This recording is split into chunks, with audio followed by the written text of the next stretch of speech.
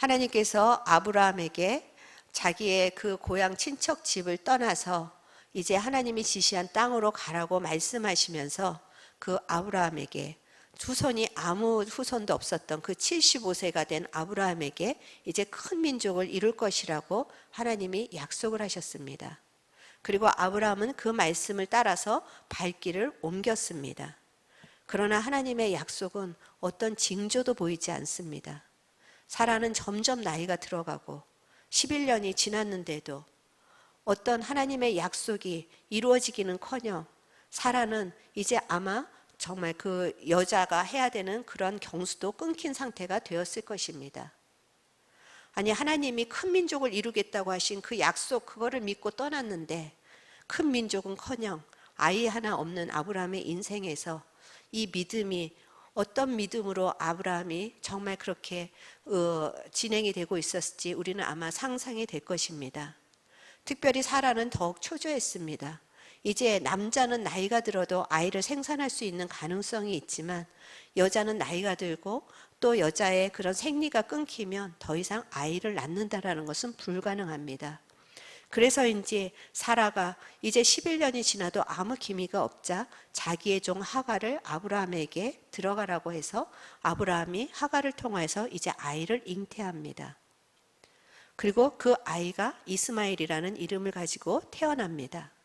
그래서 아브라함은 이 아이가 하나님이 주신 아이인가 보다 그렇게 포기하면서 살고 있던 어느 날 그 이스마엘이 태어난 지 13년 후에 오늘 이 본문에 보니까 하나님이 아브라함에게 찾아오신 것입니다. 그래서 하나님이 아브라함에게 찾아오시면서 자신을 나는 전능하신 하나님이라고 소개를 하면서 찾아오십니다. 그리고 아브라함에게 이스마엘이 전부인 줄 알고 살아가고 있지만 내가 너와 맺은 언약은 이것이 아니라고 재차 확인을 해주십니다. 내가 너와 맺은 언약은 네가 큰 민족을 이룰 것이고 여러 왕들이 정말 너를 통해서 나타날 것이다. 그러면서 하나님이 주신 언약을 다시 한번 재확인을 합니다. 그리고 그 표징으로 아브라함에게 할례를 행하라고 하고 그 할례를 볼 때마다 하나님이 정말 이런 약속을 해주셨지, 나는 하나님께 속한 자다, 그런 어떤 아브라함이 징표를 몸에 간직해야만 했습니다. 그런데 오늘 살펴보기를 원하는 것은 그런 약속을 주신 다음에 하나님이 이 약속을 확증하는 방법으로 이름을 바꾸셨다는 것입니다. 이제 아브라함이 아니라 너는 아브라함이 될 것이다. 한 가정의 아비가 아니라 열국의 아버지가 될 것이다. 그리고 사레가 아니라 이제는 사라가 될 것이다. 그저 그 사레라는 뜻은 왕비 뭐 그런 뜻이 있는데 한 사람의 그런 어떤 집안의 사람이 아니라 열국의 어머니가 될 것이다. 그러면서 이름을 바꾸라고 하신 것입니다. 이 하나님께서 구체적으로 이름을 바꾸라고 하시고 이제 하나님의 언약이 확실하다라는 것을 증거로 주셨는데 아브라함과 사라의 반응은 그 하나님의 말씀을 한마디 듣고 이 고향을 다 떠나왔는데 정말 그 믿음이 충전해 있었을 때가 아니라 그들의 반응은 우리와 별다를 것이 없었습니다. 17장 17절과 18장 12절에 보니까 아브라함도 이 약속의 말씀을 듣고 웃었습니다. 근데 여기서 웃다라는 것은 그냥 기뻐서 웃는 것이 아니라 비웃음의 단어를 사용한 것입니다. 아브라함이나 사라나 하나님께서 이제 사라를 통해서 아이가 날 것이며 이제 열국의 어머니, 아버지가 될 것이라는 그 약속의 말씀을 재차 확인해 주시는데 그 말에 대해서 믿음으로 반응한 것이 아니라 아멘으로 반응한 것이 아니라 비웃었다라는 것입니다. 그것이 아브라함의 믿음의 그 당시의 수준이었습니다. 그도 그럴 것이 18장 10절에서부터 11절에 보니까 이 말씀을 들을 때 사라는 이미 경수가 여자로서의 그 생리가 끊겼다라는 것입니다. 하나님이 아무리 자기를 전능하신 하나님이라고 그렇게 나타나셨지만 나는 전능해. 그 전능이라는 그 의미 속에는 나는 죽은 자도 살리시는 하나님이시고 없는 것도 있게 하시는 하나님이라는 그 전능이라는 하나님으로 나타나셨지만 이들의 생각 속에는 그 자연의 법칙을 뛰어넘을 수는 없는 분이었던 것입니다. 이제 여자로서의 생명 잉태력이 다 끝난 0%인 그거에서는 아무런 가능성이 없다라는, 그래서 현실을 바라보면서 이들은 하나님의 말씀을, 그 축복을 받을 수가 없었습니다. 그래서 그 약속 앞에서 비웃었습니다. 그렇지만 하나님은 약속대로 이제 1년 후에 이삭이 태어나도록 하나님의 신실하심을 나타내십니다. 그런데 이들이 이렇게 비웃고 이들이 그것을 믿지 않을 것을 아시면서도 하나님은 그 약속을 신실하게 지키셨는데, 그냥 1년 뒤에 이삭이 태어나면은 하나님이 맞았구나 할 텐데 왜 굳이 이름을 바꾸라고 하셨을까? 여기에 믿음에 굉장히 중요한 원리가 있습니다. 이제 사라는 세상 사람들이 보기에는 늙은 여자입니다. 그리고 그 몸에는 잉태할 만한 아무런 가능성이 없습니다. 그런데 사라를 향해서 사라라고 부를 때마다 하나님의 약속을 선포하는 것입니다. 아브라함이라고 부를 때마다 하나님의 약속이 현실을 뛰어넘어서 이루어질 것에 대한 선포인 것입니다. 매일 사라의 이름을 몇 번이나 부르겠습니까? 그럴 때마다 이들은 기억해야 했습니다. 비록 지금 나의 모든 태는 닫혔지만 하나님이 열국의 어머니가 되게 하실 것이다. 그 이름 속에 이 믿음을 선포한 것입니다. 여러분, 말에는 하나님이 주신 능력이 있습니다. 사라라는 이름이 선포될 때마다 사라의 몸에 변화가 일어나기 시작했습니다. 열국의 어머니라는 이름이 선포될 때마다 닫혔던 태가 열리기 시작한 것입니다. 잉태에 정말 그런 어떤 능력이 없는 0%의 상황에서 이제 잉태할 준비를 그 몸이 하고 있었던 것입니다. 여러분, 이것이 우리가 말의 중요성을 다시 한번 기억하게 하는 것입니다. 이 말의 중요성, 여러분 다 너무나 많이 들어서 알고 있지 않습니까? 민수기의 14장 28절, 너희 말이 내 귀에 들린 대로 내가 너희에게 행하리니, 하나님께서 맹세하시면서 말씀하십니다. 너 말하는 대로 내가 그대로 되게 하겠다. 하나님을 믿지 않는 세상 사람들도 말이 씨가 된다라는 말을 하는 것처럼 하나님이 우리를 창조하실 때 하나님은 우리의 말의 권세를 허락하여 주셨습니다. 그래서 잠언 18장 21절 같이 한번 읽어보시겠습니다. 죽고 사는 것은 혀의 힘에 달렸나니 혀를 쓰기 좋아하는 자는 혀의 열매를 먹으리라. 여러분, 아까 우리 전도사님이 찬양할 때 말씀 이렇게 기도하셨지만 우리가 아이에게 축복하는 말보다 얼마나 저주하는 말을 많이 했습니까? 여러분, 부모에게 얼마나 축복의 말보다 너 그렇게 하면 안 될 거야, 그런 저주의 말을 많이 들었습니까? 그런데도 그 저주의 말대로 되지 않게 하시는 하나님의 은혜가 놀라운 것입니다. 왜냐하면 이 잠언 18장 21절에 보니까 혀의 힘이라고 합니다. 그냥 혀에 달린 것이 아니라 혀의 힘에 달렸다고 합니다. 그만큼 여러분 한 사람 한 사람의 혀에는 권세가 있습니다. 여러분이 자녀에게 저거 잘 될 리가 없어, 그 자녀 잘 될 수가 없습니다. 하지만 아무런 가능성이 보이지 않지만 잘 될 거야 할 때 그 말의 힘이 자녀들에게 역사할 것입니다. 뇌 과학자들이 밝힌 거 우리가 계속해서 나누고 있지만 생각만 해도 그 생각이 에너지를 가지고 계속해서 일하고 있다고 합니다. 그 생각은 누구에게도 표현되지 않았을지라도 에너지를 갖고 내가 생각하는 것 자체가 그렇게 지금도 일하고 있다라고 과학적으로 밝히고 있습니다. 그런데 그것을 입으로 선포하기 시작할 때, 그 생각을 입으로 말하기 시작할 때 그 에너지는 우리가 상상하는 것 이상입니다. 혀에 힘이 있기 때문입니다. 여러분이 피곤해 하면 몸은 더 피곤해질 것입니다. 왜냐하면 내가 피곤해라는 말을 하는 것을 뇌가 들으면서 계속해서 피곤한 그런 어떤 내 몸을 피곤한 걸로 몰고 가고, 내가 힘들어 할 때마다 내 몸을 더욱더, 내 상황을 더욱더 힘든 상황으로 몰고 가는 것이 지금 이게 성경만이 이야기하는 것이 아니라 뇌 과학자들이 밝히고 있습니다. 그들이 새로운 것을 밝힌 것이 아니라 이미 하나님께서 성경에 다 말씀하신 원리, 우리의 말에 힘이 있다라는 이런 원리가 우리의 모든 일상 속에서 지금 재현되고 있고 실현되고 있는 것입니다.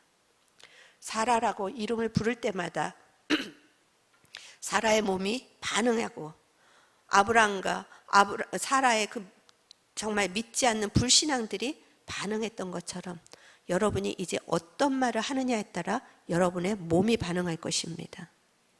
여러분이 어떤 말을 하느냐에 따라 여러분의 환경이 반응할 것입니다. 특별히 우리의 뇌는 자기의 목소리를 가장 잘 듣는다고 합니다. 자기 자신에게는 자기의 목소리가 가장 영향력이 있다라는 것입니다. 그래서 오늘 우리가 믿음을 갖기 위해서는, 또 믿음으로 살기 위해서는, 지난주에는 우리가 생각을 리셋해야 한다고 나누었지만 오늘은 입술을 우리가 다시 리셋해야 한다라는 이런 정말 긴박한 마음으로 같이 말씀을 나누기를 원합니다.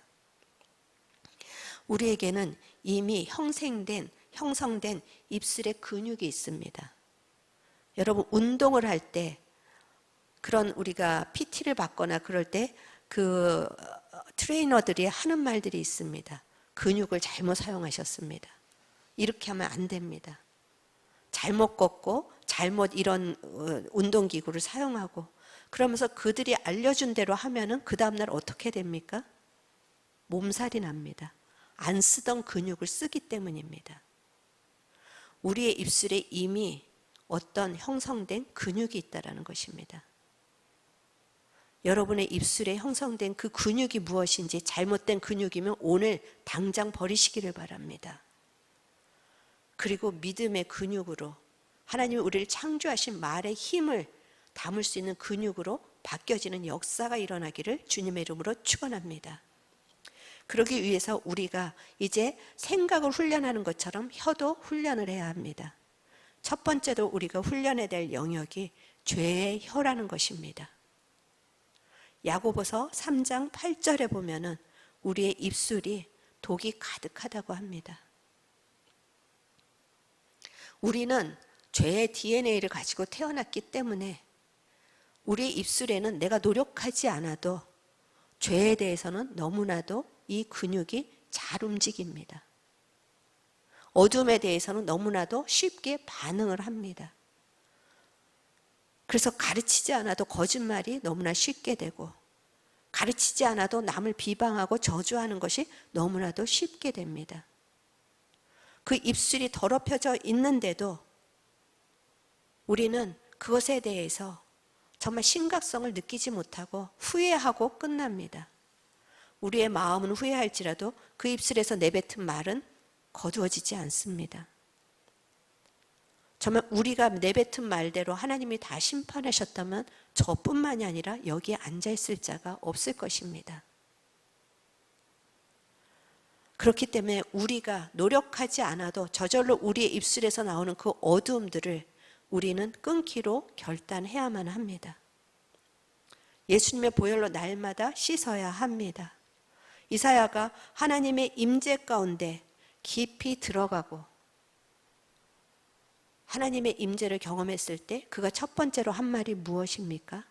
화로다 부정한 입술이요. 다른 것이 아니라 화로다 부정한 입술이요. 하나님의 임재 가운데 딱 맞닥뜨렸는데 화로다 부정한 입술이요. 우리의 입술이 그만큼 위험하다는 것입니다. 하나님, 그저 태어날 때부터 이 사단의 혀를 가지고, 사단의 독을 가지고 이렇게 살아왔던 이 입술이 이 시간에 예수님의 보혈로 씻김받게 하여 주시옵소서. 이사야의 입술에 성전에서부터 나온 불로 지지셨듯이 이 시간에 성령으로 내 입술을 지져 주시옵소서. 태워 주시옵소서. 그래서 정결하게 하여 주시옵소서. 우리는 이미 예수 그리스도로 인하여서 입술이 새로워진 자들인 것을 예수님의 이름으로 선포합니다. 이제 예수님의 우리는 정결한 말을 가진 자입니다. 여러분, 비방하는 말이 여러분에게 어울리지 않습니다. 남을 저주하는 말이 여러분에게 어울리지 않습니다. 우리에게 어울리는 말은 세우고 살리는 말입니다. 예수님의 입에서 나온 말씀은 사람을 살리고 치유하셨습니다. 사단의 입에서 나오는 말은 사람을 이간질시키고 사람을 파괴시키고 멸망시킵니다. 여러분이 이것에 정말 이간질하고 수군거리고 거짓말하고 저주하고 날마다 부정적으로 그런 말에 여러분의 근육이 발달됐다면 이 시간에 다 버리시기를 바랍니다.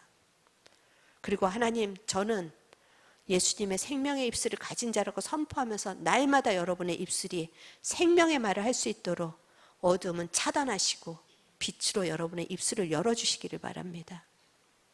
시편 39편 1절, 내가 말하기를 나의 행위를 조심하여 내 혀로 범죄하지 아니하리니 악인이 내 앞에 있을 때에 내가 내 입에 재갈을 먹이리라 하였도다. 재갈을 먹여야 된다는 것입니다. 우리가 예수님으로 인해서 새롭게 정말 이 생명의 입술을 회복시켰지만 재갈을 먹이지 않고서는 우리는 이 입술을 다스릴 수가 없습니다. 여러분 다 경험하지 않습니까? 이 말은 하지 말아야지. 그러면서도 기필코 하는 거에 우리입니다. 이 말은 덕이 되지 않겠지 하면서도 꼭 기필코 합니다. 이제부터 성령의 재갈을 먹이시를 축복합니다. 말씀의 재갈을 여러분의 입술에 두시기를 바랍니다. 이렇게 워낙 가지고 있는 우리의 죄의 이 혀의 그 모든 권세들이 이 시간에 정말 우리에겐 이것이 내 것이 아닙니다라고 선포하면서 훈련하는 것이 필요하고, 두 번째로는 이제 여러분의 현실에서 보여지는 걸로 그것을 말로 표현하는 것을 금하는 훈련을 해야 합니다. 현실에 보여지는 것들은 여러분에게 어떤 생각을 줍니까? 힘들다, 안 된다, 나만 왜, 짜증난다, 두렵다, 이런 생각을 줍니다. 이것은 사실입니다. 여러분, 현실을 부인하려는 것이 아닙니다. 우리가 잘못 생각하면 아니야, 너무나 다 좋아, 이렇게 막 이상화시키고 이 현실이 없는 것 같이 하라는 것이 아닙니다. 현실이 우리에게 주는 것은 현실이라는 두려움이 있고 불안이 있고 염려가 있고 아픔이 있는 게 사실입니다. 몸이 아프면 끙끙대는 게 자연적인 것입니다. 그런데 현실을 말하지 말라는 것은 내가 힘들다라는 걸 부인하라는 것이 아니라 날마다 습관적으로 현실을 보면서 이야기하는 여러분의 습관을 멈추라는 것입니다. 하나님께서는 시편에서도 우리에게 너의 마음을 다 내 앞에서 쏟아내라고 하셨습니다. 상담에서도 가장 능력은 그 사람의 감정을 끌어내서 입으로 표현하게 하는 것입니다. 감정을 부인하면 감정은 이 안에서 부패하기 시작합니다. 하지만 감정을 빛으로 내어놓기 시작하면 그 감정들이 잘 치유가 될 수가 있습니다. 하나님이 아담이 범죄하고 어디 있는지 아셨습니다. 그런데 아담에게 아담아 내가 어디에 있느냐, 아담이 그 사건 이후에 가지고 있는 생각과 마음을 입으로 정말 오픈하기를 원하셨습니다. 토해내기를 원하셨습니다. 그래서 죄의 자백이라는 우리에게 제도도 주신 것입니다.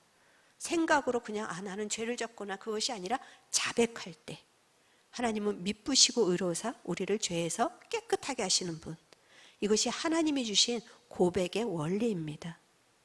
내가 몸이 아파서 힘든데 하나님 너무 힘들어요, 이 고백하는 게 잘못된 것이 아닙니다. 그런데 그 이후에 계속해서 사람 만나는 사람마다 나는 힘들다, 나는 안 된다, 무슨 얘기를 하면 계속해서 어두움을 계속 표출하고, 이것이 얼마나 우리의 몸을 해하고 우리의 환경을 해하는지 여러분이 반드시 기억하시기를 바랍니다. 그래서 몸이 많이 아프세요? 그럼 좀 아프네요 하면 될 거를, 내가 아파서 뭐를 어떻게 했고 주의 일을 이러니까 나는 하기가 힘들고, 주의 일을 하면서 안 힘든 사람은 없습니다. 그런데 계속해서 힘들다, 안 된다, 여러분 이것을 말하지 않기로 훈련하시기를 바랍니다. 어떤 걸 물어봤을 때 이렇게 될 거예요 하고 우리가 사람을 격려하면은 아멘 하고 받으면 됩니다. 그런데 되겠어요? 여태까지 해봤는데 안 되던데요. 여태까지 해봤는데 안 되면 또 하면 됩니다.